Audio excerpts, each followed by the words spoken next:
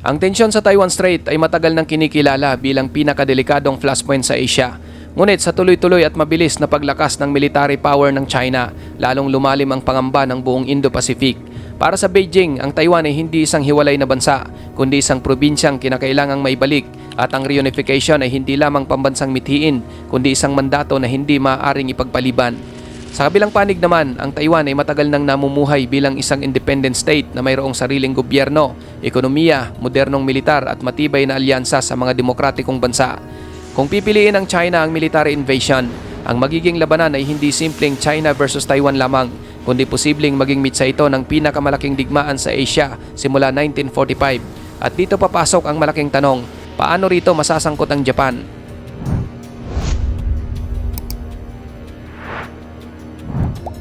Maraming eksperto ang naniniwala na kung aatake ang China sa Taiwan, imposibleng hindi madamay ang Japan sa kaguluhan.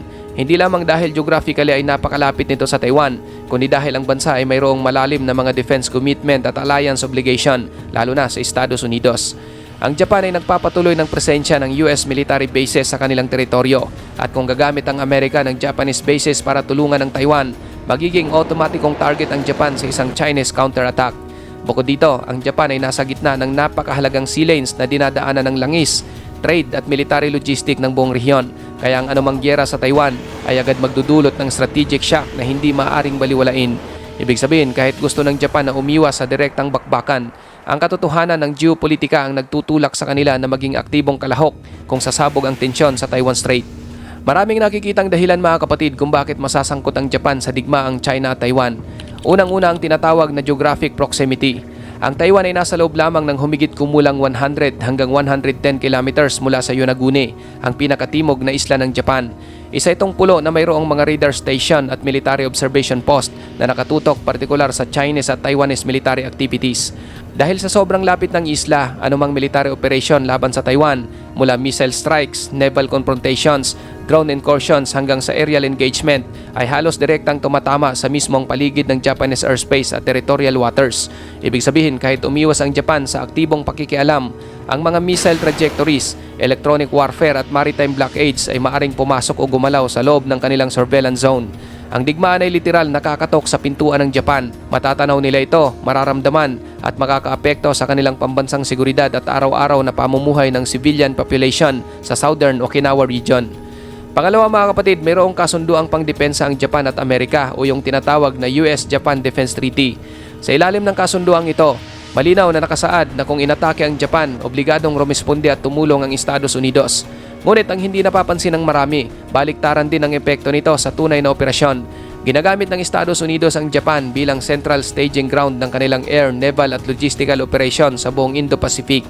Mayroong mahigit 50 US military installation sa Japan, kabilang ang Kadena Air Base sa Okinawa, ang pinakamalaki at pinakaaktibong American Air Facility sa buong Asia na may capability para mag-launch ng fighters, bombers, refueling aircraft at surveillance mission anumang oras. Kung gagamitin ng Washington ang mga base na ito upang magpadala ng reinforcement, intelligence aircraft o missile support para depensahan ng Taiwan, maaring tignan ito ng Beijing bilang direct strategic involvement ng Japan sa laban. Dahil dito, mag-iisip ang China na hindi lamang ang Amerika ang kumikilos kundi pati ang Japan na nagbibigay ng launching platform para sa military intervention na maaring magbigay sa kanila ng dahilan para ituring ang Japan bilang lehitimong target ng kanilang counter-strike. Pangatlo mga kapatid, ang Japanese Self-Defense Forces Modernization. Sa nakalipas na 5 taon, tuluyan ang nagbago ang defense posture ng Japan mula sa pagiging purely defensive papunta sa mas proactive at forward position deterrence strategy. Nagkaroon ng bansa ng mas advanced na anti-ship missile systems tulad ng Type 12 surface-to-ship missiles at nagbuo ng amphibious rapid deployment brigades na mayroong kakayahang mabilis na ipagtanggol o bawiin ang mga isla sa gitna ng maritime conflict. Nagdagdag rin sila ng surveillance drones, mga coastal defense, satellite link radar systems at network early warning sensors na nakadeploy sa mga isla tulad ng Miyako, Ishigaki at Yonaguni, mga lokasyon na hindi basta napili kundi strategic choke points na haharap direkta sa Taiwan Strait. At bakit doon inilagay ang mga system na ito? Simple lang mga kapatid, dahil sa mata ng Japanese defense planners, ang mga islang ito ang magiging unang linya ng depensa kapag nagsimula na ang Chinese naval expansion papuntang Pacific. Dito dadaan ang People's Liberation Army Navy kung nais nitong i-break out ang first island chain patungo sa mas malawak na karagatan. Kaya ang Japan ay nagtayo ng literal na shield belt na nakaharap sa posibleng direksyon ng unang wave ng Chinese missile strike. carrier groups at mga amphibious task force. Sa isang Taiwanese invasion scenario, ang unang galaw ng China ay ang pagtatangkang i-blockade ang Taiwan gamit ang kombinasyon ng aircraft carriers, submarines at long-range missile forces upang maputol ang supply, reinforcement at komunikasyon ng Taipei. Ngunit para maging epektibo ang blockade at maiwasan ang pagdating ng US reinforcement, kailangan munang makalabas ng Chinese Navy sa tinatawag na First Island Chain, isang natural na linya ng mga isla na nagsisilbing strategic barrier ng Indo-Pacific. At ang pinakamalaki at pinakamahalagang bahagi ng chain na iyon ay ang Japan. Dahil dito, ang karagatan sa paligid ng Southern Japan mula Okinawa hanggang Yaeyama ay maring maging major battle space kahit hindi pa nagdedeklara ng pakikidigma ang Tokyo.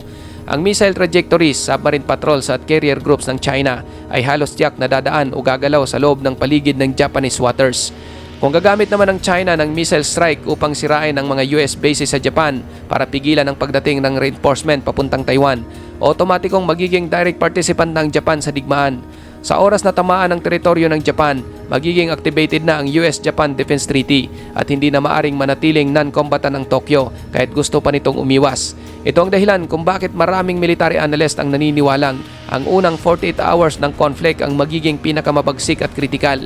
Sa unang 2 araw na ito, malalaman kung ang mga pag-atake ay mananatili sa Taiwan Strait o kakalat sa buong Indo-Pacific.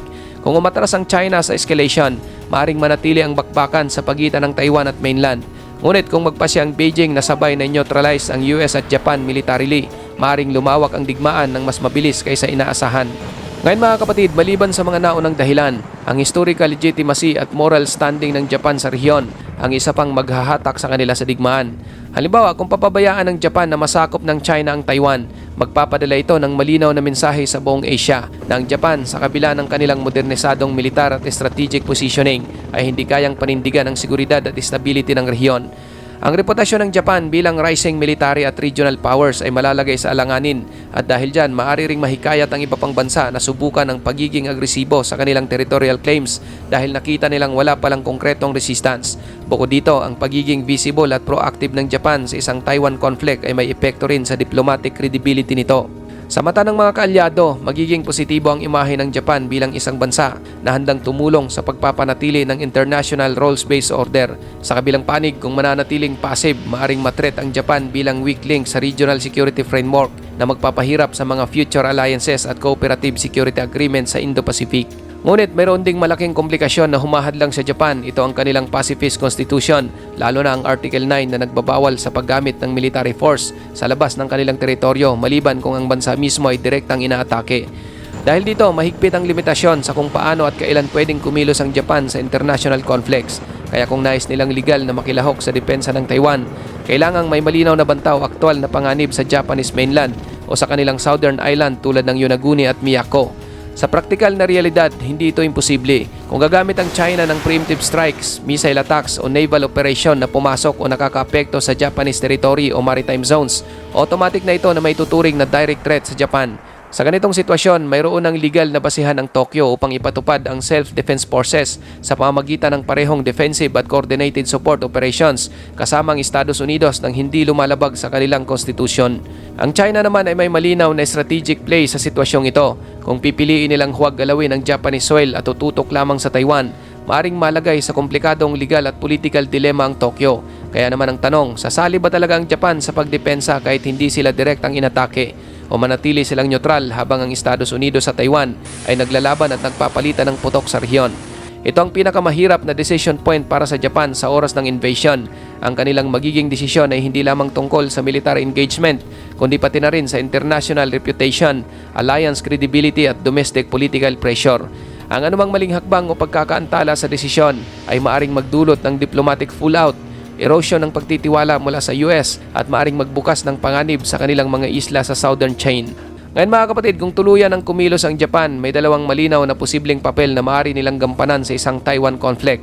Una, ang tinatawag na direct combat rule. Ito ay mangyayari kung aatakihin ng Japan o ang US bases sa kanilang teritoryo. Sa ganitong sitwasyon, may legal at constitutional basis na ang Tokyo upang magpadala ng naval ships, fighter jets, missile system at anti-submarine forces para rumesponde. Ang magiging operasyon ay hindi simpleng depensa sa sarili kundi aktibong pakikidigma para hadlangan ang Chinese forces at pigilang makakuha ng regional military advantage. Pangalawa ay ang tinatawag naman na indirect but decisive support. Kahit hindi sila direktang umaatake, maaaring magbigay ang Japan ng high-value contributions tulad ng intelligence sharing, airspace management, maritime tracking, aerial refueling, logistics support, early warning radar coverage at missile interception. Sa ganitong papel, hindi sila ang nasa frontline ng bakbakan. Ngunit magiging vital enabler sila ng US at Taiwan operations. Sa alinmang paraan mangyari ang senaryo, hindi magiging simpleng observer lamang ang Japan. Ang kanilang kapasyahan, aksyon at military support ay may direktang epekto sa magiging takbo ng digmaan. Kung magkaroon ng total war sa Taiwan Strait, ang long-term consequence ay maaaring magdulot ng radikal na pagbabago sa balance of power sa East Asia. Kung magtatagumpay ang China sa kanilang invasion, mawawala ang strategic buffer zone na mahalaga para sa Japan at Estados Unidos. Ang kontrol ng China sa Taiwan Strait at karatig na katubigan ay magbubukas ng mas malawak na aksi sa Pacific na magpapalakas sa kanilang naval at missile reach at magbibigay ng leverage para pigain ang Japan parehong militarily at economically sa mga susunod na dekada. Sa kabilang banda, kung manalo ang Taiwan at ang kanilang allies, kabilang ang suporta ng US at Japan sa indirect na paraan, ma-establish ang isang pader na pipigil sa mabilisang Chinese expansion. Ito ay magpapahintulot sa mga democratic powers na mapanatili ang strategic equilibrium sa rehiyon at maprotektahan ang shipping lanes at international trade flows. Sa ganitong konteksto, malinaw kung gaano kalaki ang taya ng Japan sa digmaang ito, hindi lamang bilang geographic neighbor kundi bilang pangunahing strategic actor sa kabila ng kanyang constitutional limits. Ikaw kapatid, ano ang masasabi mo sa bidyong ito?